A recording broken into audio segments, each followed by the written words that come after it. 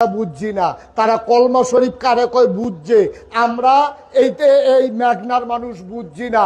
তারা বুঝালাইছে লা ইলাহা, অর্থাৎ আল্লাহ ছাড়া বিচারক নাই, আল্লাহ ছাড়া শাসনকর্তা নাই, আল্লাহ ছাড়া কোনো মানুষের রিজিক দাতা নাই, আল্লাহ ছাড়া বাসাইন্না নাই, আল্লাহ ছাড়া মারুন্না নাই, আল্লাহ ছাড়া জিফুত ফালুন্না নাই। ইনিল হুকমু ইল্লা লিল্লাহ, একমাত্র আল্লাহর হুকুম চলবে।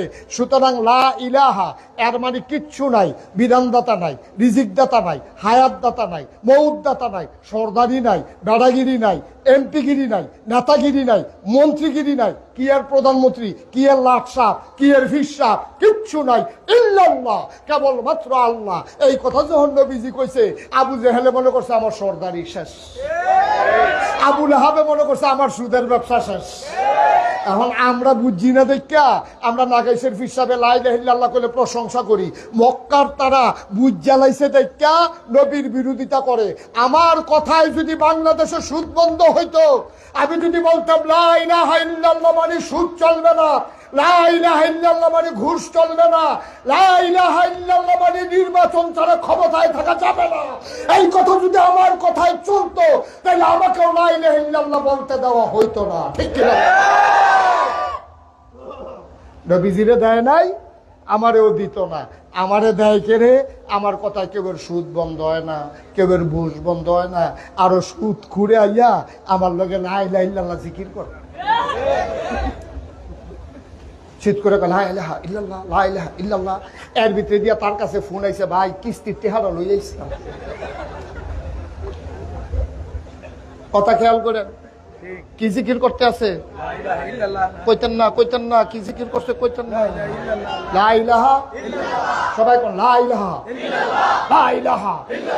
এর ভিতরে দিয়া ফোন আইছে কিস্তির টেহারা। হাতে জিকিরের মাইদি দিয়া ফোনে কানে কানে কইতাছে, মসজিদ আইয়ালা, লা ইলাহা ইল্লাল্লাহ, টেহা লইয়া আইয়ালা।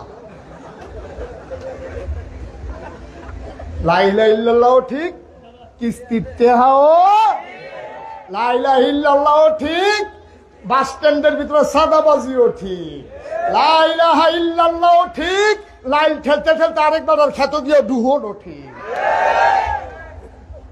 লা ইলাহা ইল্লাল্লাহ তো হাফ পে, ঠিক কিনা কাও? আমরা তারা বুঝে না দেখা লা ইলাহা ইল্লাল্লাহ জিকির হেবাটাও করে, হেবাটাও করে, হিসাবেও করে, মুড়িদেও করে, সুদখুরে করে, ঘুষখুরে করে। তারা বুঝ যায় না লা ইলাহা ইল্লাল্লাহ কিটা। আবু জেহেলে বুঝ জ্বালাইছে, আবু লাহাবে বুঝ জ্বালাইছে, এর লেগে লা ইলাহা ইল্লাল্লাহ রাগ গইতো দিছে না। যেই নবী একটা মিছা কথা কয় না, যেই নবীর হাসি ছাড়া কথা কয় না, জীবনে কেউ একটা থাপড়া দিছে না, জীবনে কেউ চোখ ফাঁক দিছে না, যেই নবী জীবনে কেউ ফিরাইছে না, অভাবী মানুষরে খালি হাতে ফিরায় নাই, নিজে না খাইয়া খাওয়াইছে, আর্য না ফেললে কালকা দিছে। হেই নবীরে মক্কার মানুষগুলো মক্কায় থাকতে দেয় না। ঠিক কিনা কও? 53 বছর, কয় বছর? 53 বছর নবীজি মক্কায় ছিল। নবীর জন্ম মক্কায়, শৈশব মক্কায়, কৈশোর মক্কায়, তারুণ্য মক্কায়, যৌবন মক্কায়, বিয়া করছে মক্কায়, শ্বশুর বাড়ি মক্কায়, নিজের বাড়ি মক্কায়, জি বিয়ে দিছে মক্কায়, বিয়ের বাড়ি মক্কায়, ব্যবসা করছে মক্কায়, লেনদেন করছে মক্কায়, চলছে ফিরছে মক্কায়, সর্দারি করছে মক্কায়। থাকতে পারলেন না মক্কায়, চলে যাওয়া লাগলো মদিনায়। ঠিক কিনা কও? মেঘনার কোন বেড়া, মেঘনা উপজেলার কোন মানুষটা ইসলাম মানার কারণে দাউদকান্দি যে কেমন লাগছে? দাউদকান্দির কোন মানুষটা ইসলাম মানার কারণে মেঘনা অন লাগছে? তাহলে নবীজির মতো মানুষ, তাহলে বুঝা গেল নবীজি বুঝছে না, আমরা বুঝি বালা। নাউজুবিল্লাহ কোন নবী, নবীজি বুঝছে বালা না আমরা বুঝি বালা? এই বুঝদার মানুষটা মক্কায় জন্মগ্রহণ করিয়া মক্কায় তার সব 53 বছর থাকার পরেও এই নবী মক্কায় থাকতে পারলেন না। আমি নাগাইশের পীর সাহেব, নাগাইশ ছেড়ে কখনো দাউদকান্দি আসা লাগে নাই। দাউদকান্দির মাসুম ভাই আমার লগে ওয়াজও আছে, মাসুম ভাই মারহাবা বলেন না কেন? হযরত মাওলানা মাসুম বিশিষ্ট ব্যবসায়ী, বিশিষ্ট আলেমে দ্বীন, উনি আমার সাথে দৌড়াইয়া চলে আসছে। উনি ইসলাম মানার কারণে দাউদকান্দি সাইডা মাদাইয়া যাওয়ান লাগছে না, মাদাইয়ার তারা দাউদকান্দি যাওয়ান লাগছে না, মেঘনার তারা সোনারগাঁও যাওয়ান লাগছে না, সোনারগাঁওয়ের তারা মেঘনাওয়ান লাগছে না। তাইলে আমার নবীজি সোনার মানুষ, এত মজার মানুষ, আল্লাহর পরে যার মর্যাদা, এই নবী মক্কায় থাকতে পারলেন না। তাইলে বুঝা গেল এখন একটা রহস্য। আসেনি রে? কারণ তারা বুঝ জ্বালাইছে এই নবী যদি মক্কায় আর কয়টা দিন থাকে আমি আবু জাহেলের নেতাগিরি শেষ, আমার রাজনীতি হলো হাফ প্যান্ট। ঠিক কিনা কও? তৎকালীন আমলে নবীজির বিরোধিতা করছে আবু জাহেল, আবু লাহাব, উতবা, সাহেবা।